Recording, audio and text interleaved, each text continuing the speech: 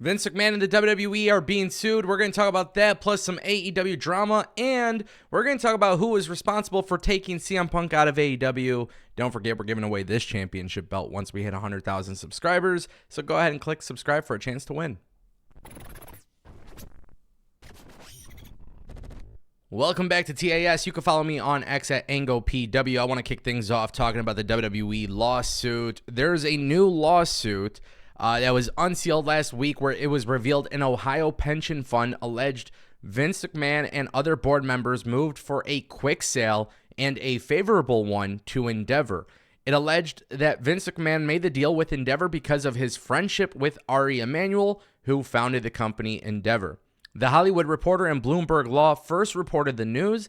Some investors feel the deal was done to allow Vince McMahon to stay on as TKO executive chairman, while also allowing him to avoid being ousted over the sexual misconduct allegations that came out last year.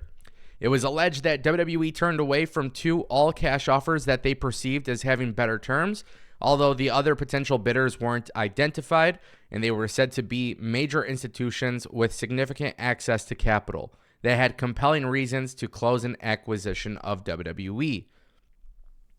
Wow.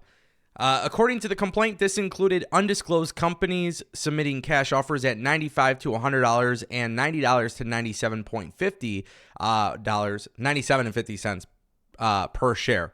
The report also noted, but because they contemplated cashing out WWE stockholders and barred Vince McMahon from rolling over his shares, this would have signaled his complete ouster from the wrestling world. The board never bothered to make counter proposals or anything like that, according to the suit. When the merger closed, the $95.66 per share price was less than other offers. McMahon and the board conjured up a sham sales process to put Endeavor as the front runner, according to the suit. The lawsuit also named Nick Khan, Paul Levesque, George Barrios, and Michelle Wilson. Yeah, this is interesting. Look, I'm not a lawyer, so giving you guys my breakdown or analysis of this, it's very difficult to do that. Obviously, a lawyer probably would give you better insight. But with that being said, it's going to be very interesting to see what happens here, because I think everybody knows that WWE business is incredibly hot. The last thing that they need is for something like this to get brought up and for something like this to actually make any waves. So we'll kind of see how it all goes down. I'll be paying attention closely to it. And then, of course, if there's any big updates on this particular story on this channel, I will keep you guys updated. So if you're not subscribed, you probably should. With that being said, I want to turn our attention to QT Marshall. Guys, you know, on this channel, I covered the video. I did a breaking news video yesterday, just a little bit before WWE Raw started. QT Marshall dropped a tweet on X where he basically talked about leaving the company. He resigned from his position. Now there's some very interesting stuff that came out today. Wrestle Purist reported that there are mixed opinions and perspectives on how the product should be presented among those in AEW. QT Marshall was reportedly one of the key voices championing a more entertainment-based approach to wrestling TV, and he leans on the characters and entertainment approach because he can contribute on screen in that regard. QT Marshall was reportedly not a fan of some of the shifts in AEW creative, to the point where he felt the company wasn't telling great stories the way that they used to, and doesn't agree that putting on great matches with no story or build is the way to go about it, something that NJPW does. Apparently, there's been a huge divide. According to people in AEW, CM Punk didn't want QT Marshall to be a part of AEW Collision and didn't see QTV as a productive part of Powerhouse Hobbs' presentation. Tony Khan ultimately took the blame and fall for the removal of QTV segments, which ultimately damaged Khan's relationship with Marshall. Wow. That's very interesting. Now, please note that when QT Marshall put out this tweet resigning from AEW, he did get a lot of support from wrestlers in AEW. You guys got to remember, he actually had a title in the company, like he was an actual VP.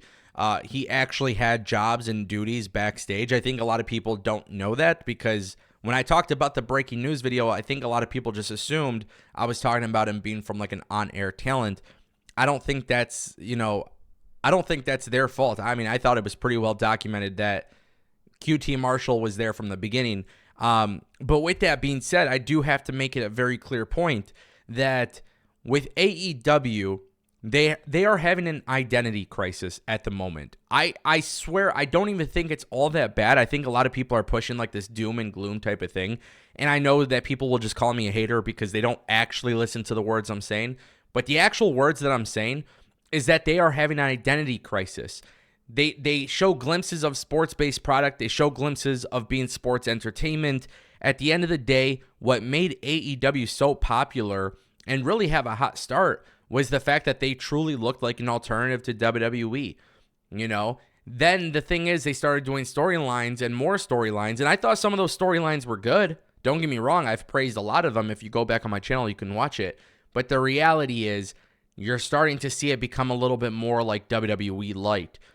And, you know, I think we've all kind of seen Jimmy Jacobs went from WWE, he went to TNA, he went to Impact Wrestling, and you start to see some of those WWE isms go to Impact Wrestling. Jimmy Jacobs leaves Impact. That shit's all done with on Impact now. You don't see it on there anymore. Then you go to AEW and you start to see it. I think at the end of the day, Tony Khan needs to be a leader, figure out what his actual vision is for the product, and go with it. Anybody who's in the company that doesn't agree with the vision, if there's any individual that doesn't want to be part of it, let them go. Do not hold them to a contract. If it's a wrestler, let them go. If it's a coach or agent, let them go. At the end of the day, Tony Khan has an opportunity to do some amazing stuff with this roster that he has. It's all about everybody coming together to fulfill that vision. And if there is anybody in the company that is stopping that vision from coming to life, you need to let them go. No harm, no foul. There's WWE, there's Impact, there's a million different places these guys can go and get paid. Let them go. This way, AEW could truly get back on track. And I think ultimately, we're going to see something like that happen in the near future. That's just my opinion. That's just based on my speculation on the situation. Very interestingly enough, Bryan Danielson is getting attacked on social media today. I definitely don't think this is fair. Basically, long story short, Sean Ross Sapp of Fightful Select dropped a very interesting report today that, well, realistically, it's kind of crazy. So we all know that AEW had a chief legal officer, Miga Parekh, I think is how to pronounce her name. I'm sorry if I butchered it. She hasn't been doing much with AEW. In fact, she actually had nothing to do with the committee with AEW to remove CM Punk. Instead, AEW implemented a 3-person committee along with an outside attorney that included Bryan Danielson and AEW General Counsel Chris Peck, who basically took over Miga's role, essentially. One source on the AEW roster called him an appropriate moral compass who exemplifies objectivity and effectively headed up there and was the face of the disciplinary committee. This is in regards to Bryan Danielson. This is interesting. Basically, Fightful was told that what Danielson said when speaking to the talent at a meeting months before, those they spoke with thought Punk knew Danielson was part of the committee. It's so interesting, man. It is so interesting. But at the end of the day, I see some people are criticizing this. I'm not going to criticize this. You have a situation backstage that you need to take care of. Yes, Tony Khan is the boss. Tony Khan should always have the final say. It happened in front of Tony Khan's eyes, at least according to the reports. Tony Khan went out in public and said CM Punk put his life in danger. Listen, if Bryan Danielson's part of that committee, Bryan Danielson is one of those guys who may be responsible for Punk leaving, but at the end of the day, it is better for AEW collectively to fix their backstage issues by bringing people from the backstage environment to take care of those said issues. That's the way AEW works. AEW does not have the same structure as WWE. They don't need to have the same structure as WWE. However, they need to make sure it's the right people in place. With that being said, I find it very important that Tony Khan always remains the boss. You do not want to give too much power to the guys in the back. because at the end of the day, you never know who could abuse that power. I'm not saying Bryan Danielson would, but I'm just saying you never know who could. And that's one of the biggest fears that I think people should have when it comes to wrestling, is giving too much power to these guys coming in. At the end of the day, not everybody is going to look out for you more than they would look out for themselves. And again, I'm not saying that's Bryan Danielson. I think very highly of Bryan Danielson. I think he's great. It's obviously not an easy decision for Bryan Danielson to be part of the committee to force CM Punk out. But ultimately, AEW's issue actually stems from leadership. And the leadership aspect here is Tony Khan. And Tony Khan's leadership will only improve by putting the right people in those places. And I have zero problem with Bryan Danielson being put in that place. He is a longtime veteran. He respects the business. And at the end of the day, he is waving that AEW flag, and you need people who are committed to your vision. As I've said before, if nobody there is interested in, bringing the vision to life, then let them go.